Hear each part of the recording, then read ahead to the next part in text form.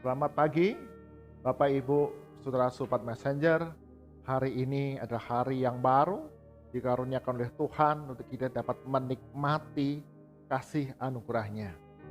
Dan kita dapat mengawali hari ini dengan mendengar suara Tuhan yang sungguh-sungguh akan menyegarkan jiwa kita menjalani kehidupan sepanjang hari ini dengan pertolongan dari Tuhan. Mari kita berdoa sebelum kita belajar bersama-sama kebenaran firman Tuhan. Bapa kami dalam surga, sungguh kami mengucap syukur.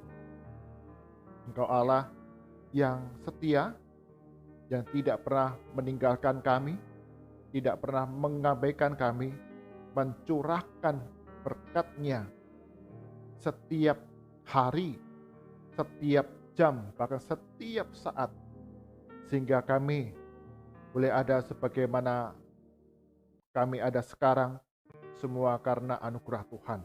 Berkati Sobat Messenger dan Bapak Ibu saudara-saudara yang beribadah pagi hari ini di dalam Bread of Life.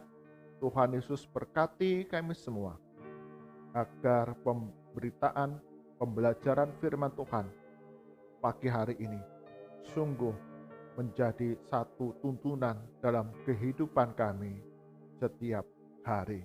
Di dalam nama Tuhan Yesus kami berdoa. Amin. Bapak Ibu, saudara, Sobat Messenger, dalam kehidupan kita yang kita jalani ada berbagai macam informasi, ada berbagai macam berita yang dicurahkan kepada kita setiap hari.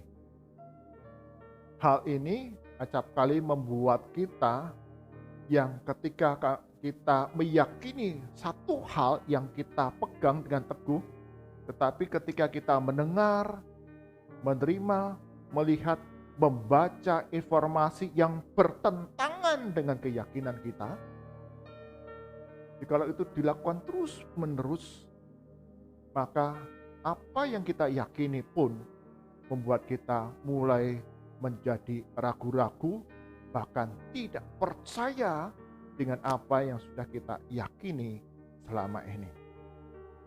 Hal ini terjadi di dalam masa 3 kerajaan.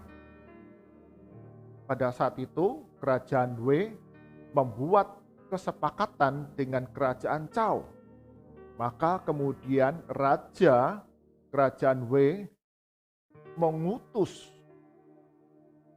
pangeran, mengutus putranya ke kerajaan Cao untuk dapat mengawasi kesepakatan persekutuan yang sudah mereka buat bersama. Raja W juga mengutus Pangcong, seorang pejabat tinggi di dalam pemerintahannya, untuk mendampingi sang pangeran selama dia ada di kerajaan Cao. Tetapi sebelum Pangcong pergi mendampingi sang pangeran, Pangcong menghadap kepada raja dan dia bertanya kepada raja, "Baginda Raja, apakah kamu akan percaya apabila ada seseorang kemudian memberitakan kepada raja ada seekor harimau di ibu kota negara? Apakah raja akan percaya?" Sang raja menjawab, "Aku tidak percaya." Lalu apabila ada orang yang kedua datang kepada raja dan berkata, "Ada seekor harimau di ibu kota negara," apakah raja akan percaya? Sepersekian lama kemudian raja menjawab, "Aku mulai ragu-ragu. Apakah berita itu benar?" Pangcong melanjutkan kembali, "Tetapi apabila ada orang yang ketiga datang kepada raja dan memberitakan ada harimau di ibu kota negara, apakah raja akan percaya?"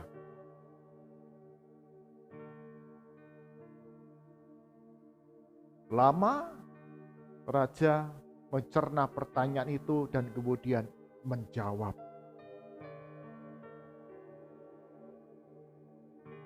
Aku percaya dengan apa yang diberitakan. Karena ada banyak orang menyampaikan hal yang sama tentang hal tersebut. Maka kemudian Pangcong menjelaskan kepada raja apa alasan dia bertanya kepada Baginda Raja. Pangcong khawatir bahwa ketika dia mendampingi pangeran ada di kerajaan Cao, maka orang-orang yang tidak suka dengannya, orang-orang yang berseberangan pandangan dengan dia, orang-orang yang memusuhi Pangcong akan memberitakan hal-hal buruk tentang Pangcong. Dan itu disampaikan kepada raja supaya raja tidak lagi percaya kepada Pangcong. Maka Pangcong berpesan, Baginda Raja, apakah yang Baginda Raja akan lakukan apabila ada orang-orang memberitakan hal yang buruk tentang saya kepada Baginda Raja? Saya harap Raja memiliki sikap yang bijak di dalam menerima berbagai berita yang disampaikan. Sang Raja menjawab, jikalau itu terjadi, aku akan mengambil sikap berhati-hati. Maka segera Pangcong mendampingi pangeran kerajaan Wei untuk kemudian datang ke kerajaan Cao dan mengawasi kesepakatan bersama di antara dua kerajaan ini. Dan benar, selama Pangcong ada di kerajaan Cao, orang-orang yang tidak suka kepada Pangcong berseberangan pandangan. Mereka memberitakan hal yang buruk tentang Pangcong kepada raja.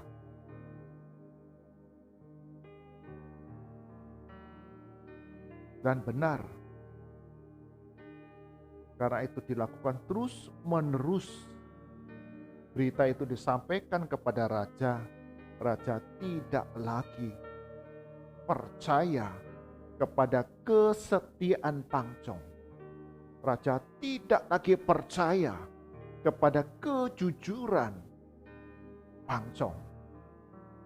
Maka ketika kesepakatan itu berakhir dan Pangcong kembali ke kerajaan Wei, Baginda Raja tidak lagi memiliki relasi yang dekat dengan Pangcong.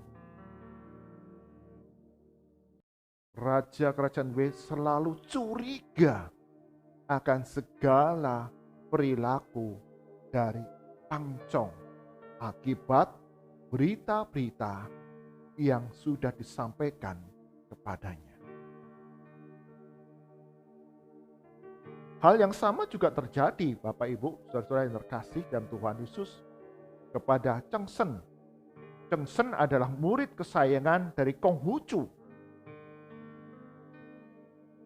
Pada satu hari, Cheng Sen harus pergi keluar kota selama beberapa hari untuk mengajar.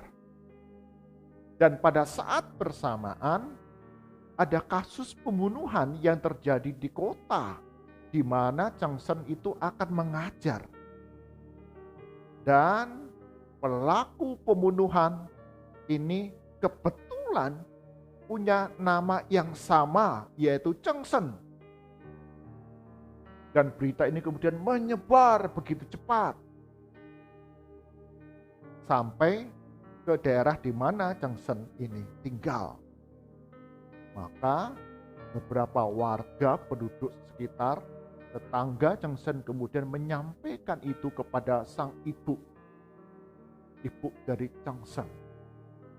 Anakmu melakukan pembunuhan di kota.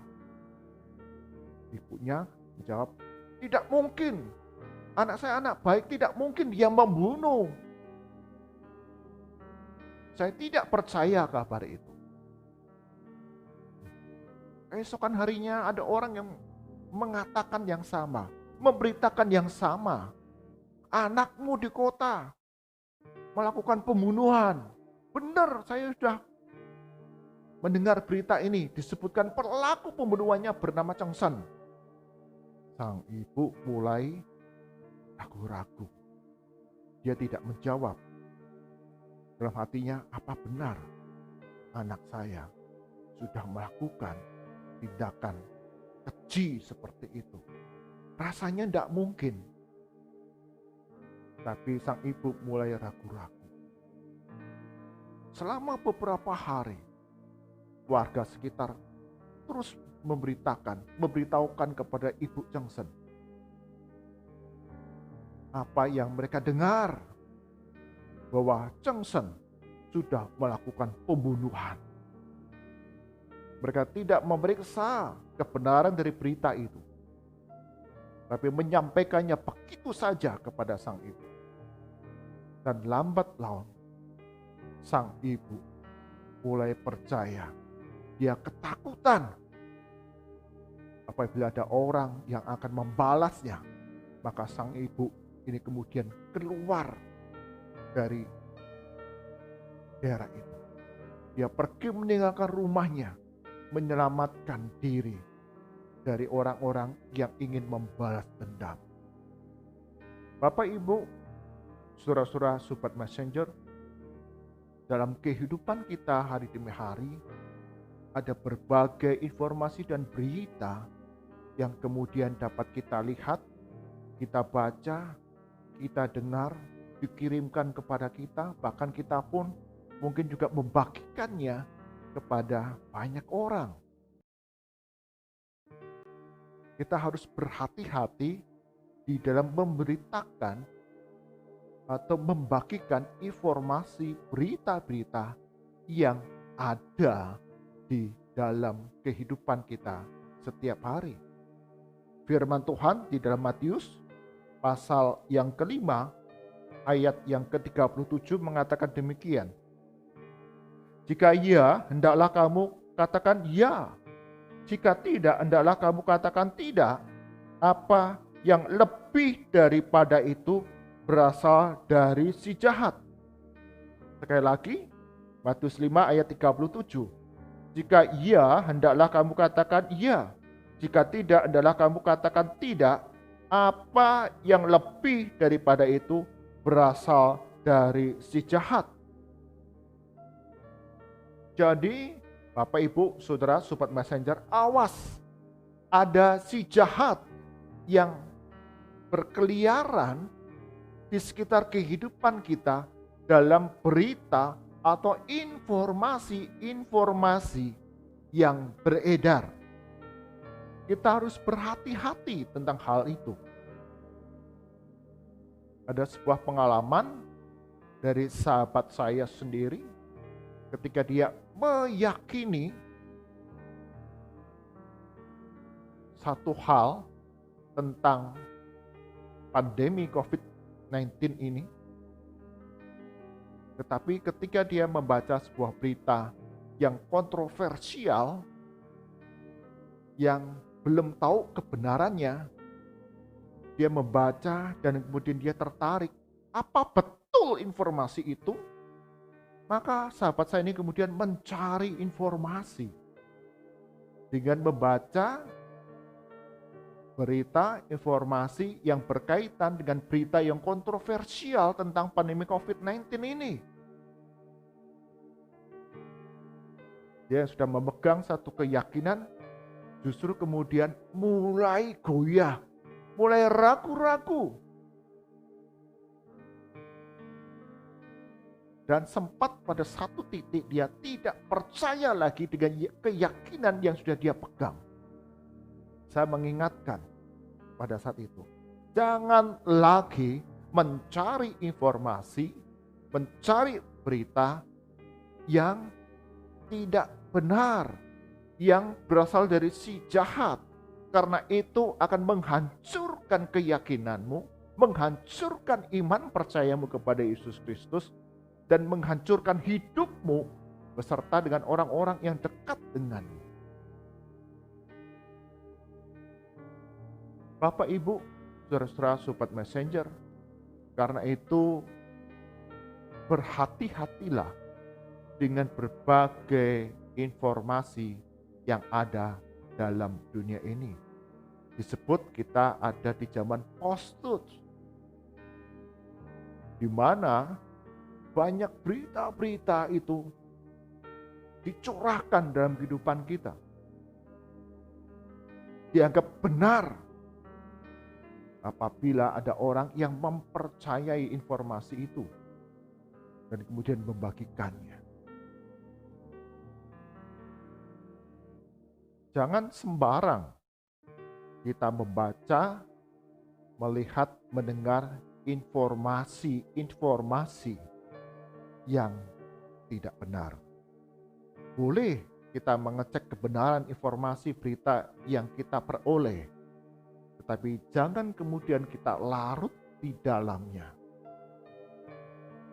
Carilah berita pada channel-channel, kanal-kanal yang sudah resmi digunakan oleh pemerintah, sehingga kita tidak diombang-ambingkan oleh berbagai informasi yang ada di sekitar kita. Apalagi yang dibagikan adalah berdasarkan pengalaman pribadi yang tentu saja itu berbeda satu dengan yang lain dalam kehidupan kita.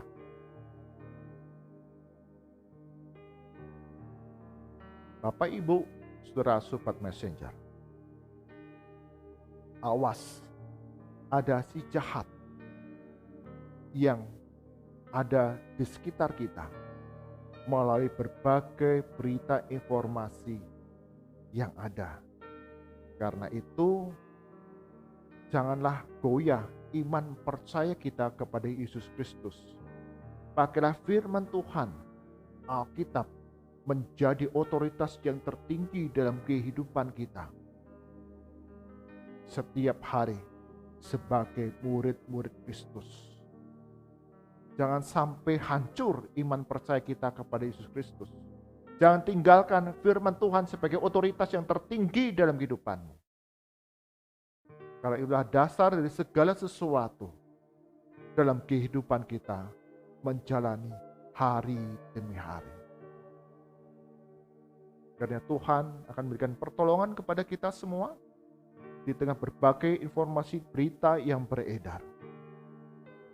Kita tetap memiliki hidup yang benar di dalam Yesus Kristus. Amin. Mari kita berdoa.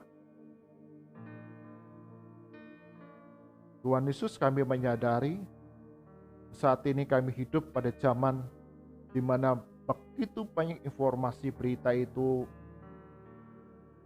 kami lihat, kami dengar, kami baca, kami terima, bahkan kami sendiri membagikannya kepada orang lain. Tolong kami ya Tuhan, tetap percaya kepada Yesus Kristus sebagai Tuhan dan Juru Selamat kami. Dan firman Tuhan menjadi otoritas yang tertinggi dalam kehidupan kami hari demi hari. Kami tidak menjadi goyah, ragu-ragu oleh berbagai informasi yang ada di dalam dunia ini. Terlebih dalam masa pandemi ini, begitu banyak rupa-rupa pengajaran, berita, informasi yang acap kali membuat iman kami menjadi goyah, keyakinan kami menjadi hancur.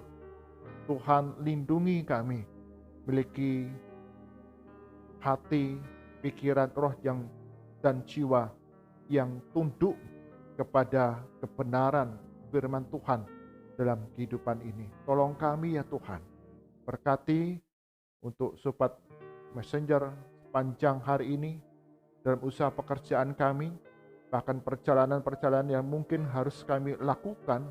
Engkau yang memberikan perlindungan, pertolongan dan tuntunan, semua yang kami lakukan berhasil, bahkan keselamatan Engkau karuniakan dalam setiap perjalanan yang kami lakukan.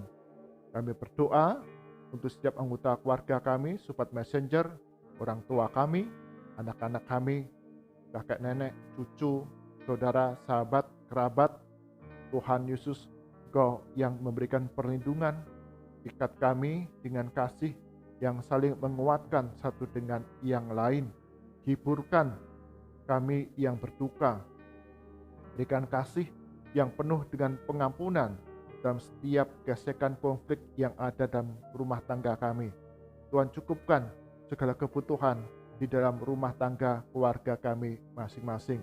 Kami tetap melihat, percaya Tuhan Yesus yang menjadi nahkoda dalam bahtera rumah tangga kami.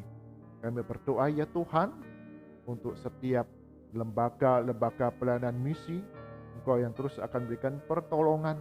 Berkati para hamba Tuhan sebagai ujung tombak dan pemberitaan firman Tuhan, pemberitaan Injil dan pelayanan kasih kepada mereka yang belum percaya kepada Yesus Kristus.